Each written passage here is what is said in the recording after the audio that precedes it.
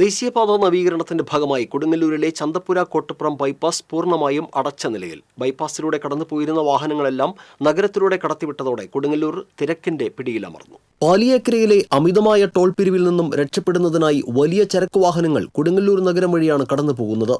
ഭാരം കയറ്റിയ കണ്ടെയ്നർ ലോറികളും ട്രെയിലറുകളും നഗരത്തിലെ വീതി കുറഞ്ഞ റോഡുകളിലൂടെ കടന്നു പോകുമ്പോൾ മണിക്കൂറുകളോളം ഗതാഗതം സ്തംഭിക്കുകയാണ്. NH പണി നടക്കുന്ന കാരണം വാഹനങ്ങൾ കംപ്ലീറ്റ് കൊടുങ്ങല്ലൂർ ടൗണിൽ കൂടെ കയറി വരികയാണ്. അപ്പോൾ അതിൻ്റെ പേരിൽ ഇവിടെ ആകെ ഗതാഗത പ്രശ്നങ്ങളാണ്. അത് കച്ചവടക്കാരെയും മറ്റു വാഹനങ്ങളെ യാത്രക്കാരെയും കാൽനടക്കാരെയൊക്കെ ബാധിക്കുന്നുണ്ട്.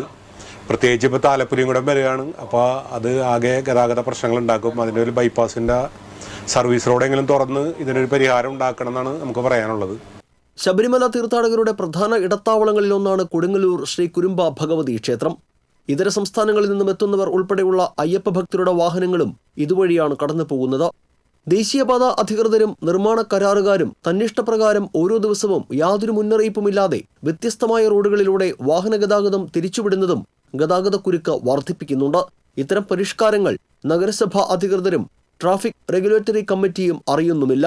ഈ സാഹചര്യത്തിൽ കൊടുങ്ങല്ലൂർ താലപ്പൊലിയോടനുബന്ധിച്ചുള്ള തിരക്ക് കൂടി വരുന്നതോടെ നഗരം സ്തംഭിക്കുമെന്ന് ഉറപ്പാണ്.